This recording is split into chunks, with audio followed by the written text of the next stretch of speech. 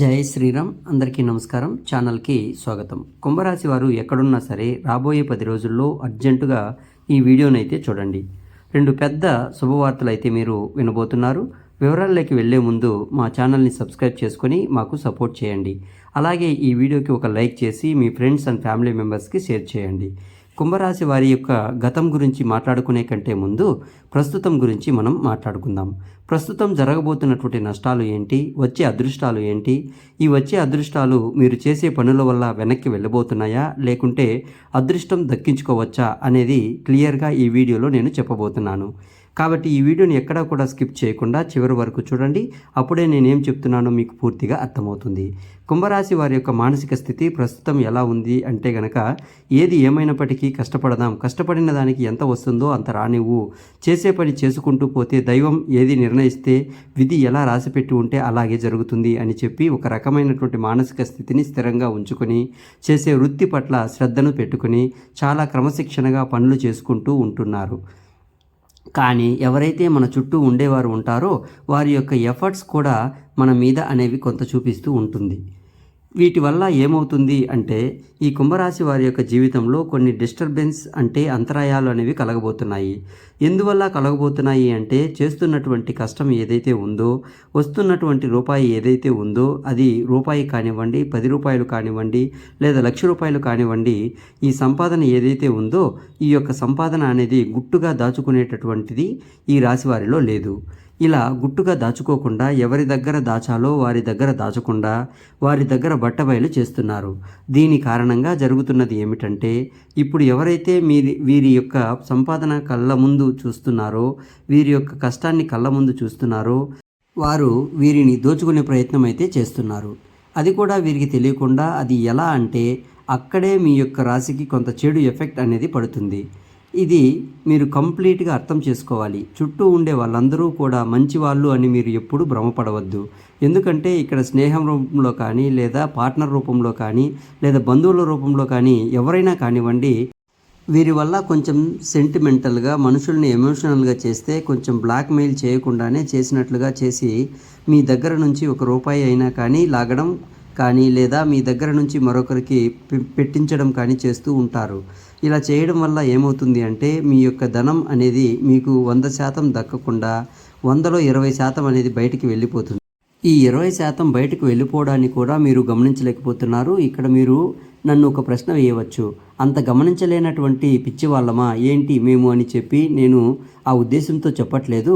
మీరు అసలు పిచ్చి వాళ్ళే కాదు. కుంభరాశి వారు చాలా తెలివైన వారు, డబ్బు మీద చాలా జాగ్రత్తగా కలిగిన వారు, చాలా కష్టపడి పనిచేసే మనస్తత్వం కలిగిన వారు, ప్రతి రూపాయి కూడా కూడబెట్టుకునే రకం ఉన్నవారు. కానీ ఇక్కడ మనం ఏదైతే లక్ష్మీదేవిని మన దగ్గరకు వస్తున్నప్పుడు దాన్ని మనం భద్రంగా గుప్పెట్లో దాచుకోవాలి. గుట్టు విప్పి 10 మందికి చూపిస్తే నరదృష్టి అనేది ఉంటుంది కదా, ఆ నరదృష్టి మనకు తెలియకుండానే మనల్ని కాల్చివేస్తుంది. తీరా కాలిపోయిన తర్వాత అయ్యో అని చెప్పి ఆకులు పట్టుకుంటే ప్రయోజనం ఉండదు. కాబట్టి చుట్టూ ఉండే వారిని మాత్రం తేలికగా నమ్మొద్దు. వారి కోసం ₹1 ఎట్టి పరిస్థితుల్లోనూ ఖర్చు పెట్టద్దు. ఇది బంధువుల రూపంలోనైనా, స్నేహితుల రూపంలోనైనా, లేదంటే మీ దగ్గర పనిచేసే వాళ్ళు ఎవరైనా ఉంటారు కదా, వాళ్ళ దగ్గరైనా కానీ నమ్మొద్దు. ఈ యొక్క పాయింట్ మీరు గుర్తుంచుకుంటే లైఫ్లో మీరు చాలా వరకు బాగా ఎదుగుతారు. ఇక రెండవది ఏంటి అంటే కనుక, కుంభరాశి వారికి ఉన్నటువంటి చాలా మైనస్ పాయింట్ ఏంటి అంటే అతి కోపం. ఈ యొక్క అతి కోపం వల్ల చాలామంది శత్రువులు వీరికి జీవితంలో ఉంటారు.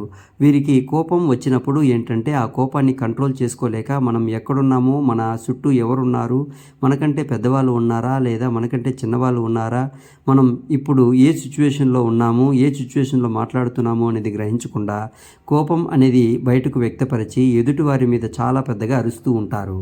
ఈ విధంగా అరవడం వల్ల కాసేపు మీ యొక్క కోపం అనేది బయట పెట్టుకుని చూపిస్తారు. కానీ ఆ యొక్క కోపం వల్ల చాలా వరకు కూడా మీ లైఫ్లో మీ అనుకున్న వాళ్ళు ఎవరైతే ఉన్నారో వారు కూడా మీకు దూరమయ్యే అవకాశాలు ఉన్నాయి. అలాగే ముఖ్యంగా వీరితో ఎంతవరకు కూడా మనం మంచిగా ఉండకూడదు. వీరిని ఎలాగైనా కానీ సాధించాలి, వీరికి మనశ్శాంతి లేకుండా చేయాలి, ఎందుకంటే వీరు నన్ను ఆ సమయంలో అలా అన్నారు కాబట్టి అని చెప్పి మీ మీద శత్రుత్వాన్ని పెంచుకునే వాళ్ళు కూడా ఉంటారు. అలానే మేము శత్రువులం, మేము మీ మీద కక్ష సాధించబోతున్నాం, మేము ఏంటో మీకు చూపిస్తాము అని ఎవరు కూడా మనకైతే చెప్పరు. కానీ మనకు తిరిగి కోలుకోలేని దెబ్బ కొడతారు. కాబట్టి ఎవరి మీద కూడా మనం అంత కోపాన్ని చూపించకూడదు. తన కోపమే తనకు శత్రువు అన్న ఒక పాయింట్ని మీరు గుర్తుపెట్టుకోండి. అలానే ఓం నమశివాయ అనే మంత్రాన్ని పఠిస్తూ ఉండండి. ఇక ముఖ్యంగా కుంభరాశి వారు చిన్నతనం నుంచి కూడా ఎన్నో కష్టాలు, సమస్యలు, బాధలు చుట్టూ ఉండేటటువంటి పరిస్థితులు ఏవి కూడా వీరికి అనుకూలించలేదు. నా అనుకున్న వారే వీరిని స్వార్థం కోసం వాడుకొని వీరిని అనేక రకాలుగా కష్టాలకు గురి చేసి, ఎన్నో రకాలైన మానసికమైనటువంటి వేదనలకు గురి చేసి, వీళ్ళని ఒక ఎమోషనల్గా టార్చర్ చేసి వీరి యొక్క కష్టాన్ని డబ్బు రూపంలో వాడుకున్నటువంటి వారే వీరికి ఎక్కువగా ఉంటారు. దీని కారణంగా ఏం జరుగుతుందో అంటే కనుక ప్రేమకు వీరు దూరం అవుతారు. ఇటు తల్లిదండ్రుల ప్రేమ అంతగా దొరకదు, తోబుట్టువుల ప్రేమ అంతకన్నా దొరకదు. ఎప్పటికీ కూడా ఇక బయట స్నేహితులతోటి ఎక్కువగా అటాచ్మెంట్గా ఉండటం, స్నేహితులతోటి ఎక్కువగా పరిచయాలు పెంచుకోవడం, మంచి అయినా చెడైనా కానీ ఎక్కువగా చెడు ఆకర్షిస్తూ ఉంటారు. అలా చెడును ఆకర్షించి కొంతమంది వారి లైఫ్ని వారే స్పాయిల్ చేసుకున్న వారు కూడా ఉంటారు. ఎందుకు ఈ మాట చెప్తున్నాను అంటే గనక ఏది ఏమైనా కూడా మనం ఎప్పుడూ కూడా ప్లస్ పాయింట్లు చెప్పుకోకూడదు, అప్పుడప్పుడు మైనస్ పాయింట్లు కూడా చెప్పుకోవాలి. ఎవరైనా కానీ బయట వాళ్ళు మనల్ని పొగుడుతున్నారు, మనల్ని తిడుతున్నారు అంటే కనుక అది మన వాళ్ళైతే మనల్ని తిడుతారు, ఒక మాట అనగలుగుతారు. ఎందుకంటే చిన్నతనం నుంచి కూడా మన అమ్మ, మన నాన్న మనల్ని తిట్టి కొట్టి పెంచుతారు. ఎందుకంటే వీరు మన మంచి కోరుకునేటటువంటి వారు. తప్పుడు దాని వైపు అడుగు పెట్టకూడదు అనే ఉద్దేశంతోటి వారు అలా చేస్తారు. అంటే దాని అర్థం మీరు మంచి గ్రహించాలి అని. ఇక్కడ మీరు తెలుసుకోవాల్సింది కూడా అంతే. చెడు అనేది చాలా త్వరగా ఆకర్షిస్తుంది, మంచి చాలా ఆలస్యంగా అర్థమవుతుంది. ఈ యొక్క చెడు స్నేహాలు అనేవి ఏంటి అంటే కనుక చాలా త్వరగా అట్రాక్ట్ చేసుకొని మిమ్మల్ని కూడా మీరు చెడు మార్గంలో నడిపించే ప్రయత్నం చేస్తారు. కాబట్టి మనసుకు ఏది తప్పు అని చెప్పి తెలిసినప్పుడు ఆ తప్పు మీరు చేయకుండా ఉంటేనే మంచిది. ఆ విషయాన్ని కూడా తెలుసుకోకండి. కష్టపడ్డారు. మన వాళ్ళ ఎవరో పరాయి వాళ్ళు ఎవరో కూడా మీరు తెలుసుకున్నారు. మనకి ఎవరి వల్ల మోసం జరిగింది, మనం ఎదుగుతున్నాము అంటే గనక ఎవరు మనల్ని చూసి ఏడుస్తున్నారు, ఇవన్నీ కూడా తెలుసుకున్నారు. మరి అటువంటప్పుడు ఇట్లా మన యొక్క కష్టాన్ని వృధా చేసుకోవడం మంచిది కాదు. ఒక దుర్వ్యసనానికి అలవాటు పడుతున్నప్పుడు ఆ యొక్క వ్యసనం వల్ల తర్వాత మనం ఎంత మూల్యం అనేది చెల్లించాల్సి వస్తుంది అనేది కూడా మీరు ఒకసారి ఆలోచించాలి. ఇక కుటుంబ విషయానికి వస్తే కుంభరాశి వారి యొక్క కుటుంబంలో చాలా స్ట్రిక్ట్గా ఉంటారు. అంటే ఏదేమైనా కూడా బయట వాళ్ళతో ఏ విధంగా అయితే ఉంటున్నారో కుటుంబంతో కూడా అదే విధంగా ఉంటారు. అది ఎప్పుడు కూడా కరెక్ట్ అయితే అనిపించుకోదు. కుటుంబంతో ప్రేమగా ఉండాలి. మనకి మంచి జరిగినా చెడు జరిగినా మనతో పాటు మనకు తోడుగా ఉండేది మన కుటుంబమే. అటువంటి కుటుంబం అనేది మనకు ఎప్పుడూ కూడా ఒక వెన్నెముక లాంటిది. అటువంటప్పుడు బయట ఉండే కోపాలు, బయట ఉండే ఆవేశాలు, బయటపడిన బాధలు, ఉద్యోగాల్లో వ్యాపారాల్లో ఉండే స్ట్రెస్లు, ఎదుటివారి మీద కోపాలు వచ్చి అన్నీ కుటుంబం మీద రుద్దకూడదు. ముఖ్యంగా మన వాళ్ళకి ఈ విషయం చెప్పాలి. ఎందుకంటే కనుక చాలామంది కుంభరాశి వారిని గమనించినట్లయితే ఎక్కువగా పదే పదే అరుస్తూ ఉంటారు. ఇంట్లో ఎక్కువగా కోప్పడుతూ ఉంటారు. చిన్నపిల్లల మీద కూడా అరుస్తూ ఉంటారు. ఎందుకు అంటే వాళ్ళ మీద అంత స్ట్రెస్ అనేది ఉంటుంది. మైండ్లో కానీ ఆ స్ట్రెస్లో కంట్రోల్ చేసుకోగలిగితే మానసిక స్థితి అనేది ఆ భగవంతుడు మనకైతే ఇచ్చారు. కాస్తంత నిదానంగా ఉండటం, కాస్తంత ఓర్పుగా ఉండటం, ఒకరిని అనేటప్పుడు మనం ఎవరిని అంటున్నామో, మనం ఎందుకు అంటున్నామో, మనం అనడానికి వాళ్ళు చేసినటువంటి తప్పేంటి, మనం ఈ మాట అంటే వాళ్ళు ఎంత బాధపడతారు అనేది కూడా మనం ఆలోచించుకోవాలి. అలా ఆలోచించగలిగే శక్తి అనేది మీకు రావాలి. ఎన్నో పనులకు వెళ్ళారు, ఎంతోమంది మనుషులను చూశారు. అయితే మీరు చాలా కఠినమైనటువంటి మానసిక స్థితిలో పెరిగినటువంటి వారు. అలాగే మీకు ఏదైనా కానీ తట్టుకునేటటువంటి గుండె ధైర్యం ఉంటుంది. ముఖ్యంగా మగవారిని గమనించినట్లయితే శరీరం కూడా చాలా దృఢంగా గట్టిగా ఉంటుంది.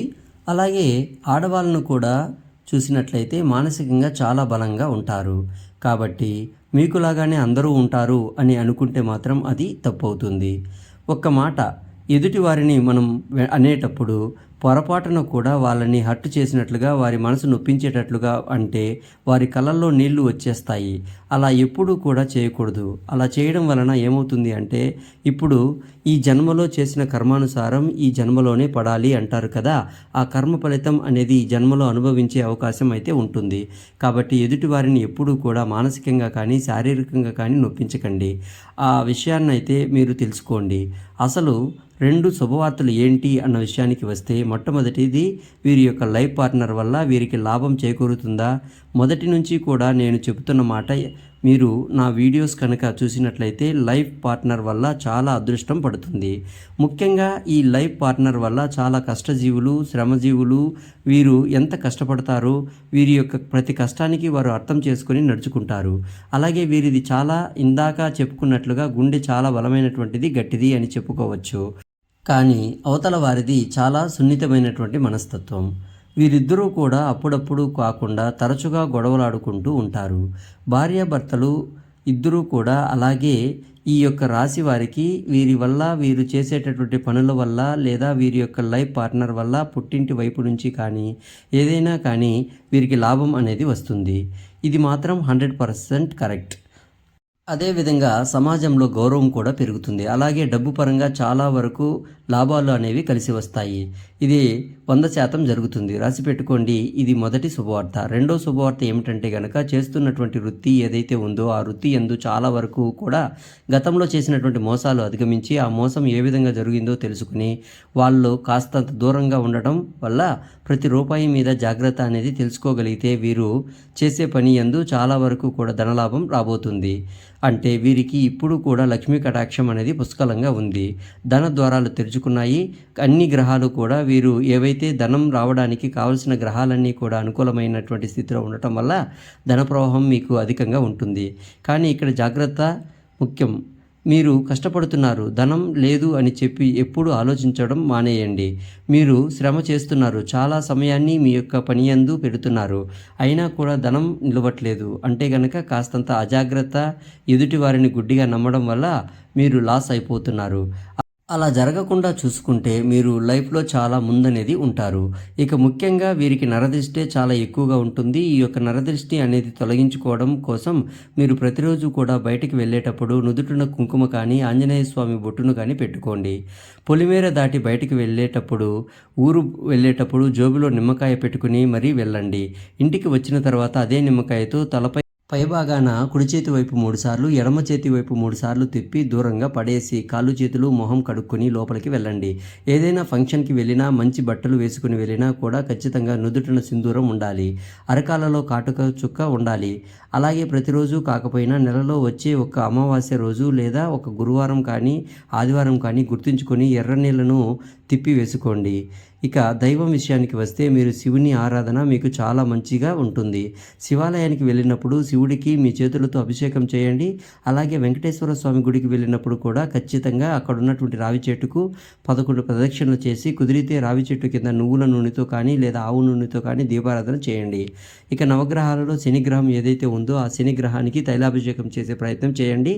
ఎప్పుడైనా శని త్రయోదశి వచ్చినప్పుడు కానీ లేదా శనివారం పూట కానీ శని గ్రహానికి మీరైతే తైలాభిషేకం చేసినా నువ్వుల నూనెతో కానీ నువ్వుల బెల్లం కలిపి పెట్టినప్పుడు నైవేద్యంగా సమర్పించి నువ్వుల నూనెతో దీపారాధన చేయండి. దీనివల్ల మీకు శనిగ్రహం అనుగ్రహం వల్ల రాజయోగం పడుతుంది. ఇక అన్నింటికంటే ముఖ్యంగా ఇంటి విషయాలు ఎప్పుడూ కూడా స్నేహితులతో, బంధువులతో అని ఎవరికి కూడా చెప్పొద్దు. అలాగే మీలో ఉన్నటువంటి కోపాన్ని, అలానే మీ మంచితనాన్ని చూసుకొని ఎదుటివారు మిమ్మల్ని వాడుకునే అవకాశం అయితే ఉంటుంది. వారు వాడుకునేటట్లుగా మీ యొక్క ప్రవర్తన అనేది ఉండకుండా చూసుకోండి. ఎదుటివారికి ఎక్కడా కూడా లూజ్ అవ్వద్దు. కుటుంబంలో వీలైనంత ఎక్కువ సమయాన్ని గడపండి. కుటుంబంతో మంచి చెడు విషయాలు రెండూ చెప్పుకోండి. మీకు ఎంత ఆదాయం వస్తుందో, ఎంత ఖర్చులయ్యే అవకాశం ఉందో అది కూడా మీ కుటుంబంతో చర్చించుకోండి. ఉదాహరణకు చెప్తున్నా, 10,000 వస్తే 10,000లో 2,000 రూపాయలు పొదుపు చేసుకోండి. మిగతా 8,000 రూపాయలు ఏదైనా చేసుకోండి. మీరు ఈఎంఐ కట్టుకుంటారా, ఇంటి రెంట్లు కట్టుకుంటారా, లేదంటే ఇంకేదైనా అప్పులు ఉంటే దానిని కట్టుకుంటారో లేదా ఇల్లు గడవడానికి వాడుకుంటారో మీ ఇష్టం. కానీ ప్రతి నెల 2,000 మాత్రం తీసి పక్కన పెట్టుకోండి. అలాగే ముఖ్యంగా ఎవరిని కూడా నమ్మవద్దు. ఎవరిని నమ్మాలి అనేది తెలుసుకొని రక్త సంబంధమైనటువంటి కూడా, ఎందుకంటే మీ చుట్టూ కూడా మీ వాళ్ళలోనే కొంతమంది అంటే అందరూ కలిసి మీపై కుట్రలు చేసి మీరు నాశనమైతే చూసి పండగ చేసుకునేటువంటి వాళ్ళు ఉన్నారు. కాబట్టి అటువంటి వారికి దూరంగా ఉండే ప్రయత్నం అయితే మీరు చేయండి. వాళ్ళు ఎవరో కూడా మీకు బాగా తెలుసు. అలాగే మీకు వస్తున్నటువంటి లాభాల గురించి కానీ నష్టాల గురించి కానీ ఏవి కూడా మీ అనుకున్నటువంటి మీ యొక్క బంధువులతోటి అస్సలు చెప్పొద్దు. ఏది ఏమైనా కూడా భర్తకు భార్య, భార్యకు భర్త, మీ బిడ్డలు మీకు ముఖ్యం. కాబట్టి వారితో మంచి చెడు పంచుకోండి తప్ప మీ బంధువుల్లో మీకు ఎక్కడో మీ ఇంటి పేరు కలిసిందని కొంచెం రక్త సంబంధం కలిసిందని ప్రతిదీ కూడా ఎదుటి వారికి పంచుకోవద్దు. మీరు ఆలోచిస్తున్నట్లుగా అవతల వారు కూడా ఉంటారు అనుకుంటే అది మీ పిచ్చితనం అవుతుంది. ఆ విషయాన్ని అయితే గుర్తుపెట్టుకోండి. అర్థమైంది కదా? మరి ఈ వీడియో మీకు నచ్చినట్లయితే ఒక లైక్ చేసి వెంటనే ఛానల్ని సబ్స్క్రైబ్ చేసుకోండి. అలానే ఓం నమ శివాయ అని ఒక చిన్న కామెంట్ చేయండి. ఈ వీడియోని మీరు పూర్తిగా చూసినందుకు ధన్యవాదములు.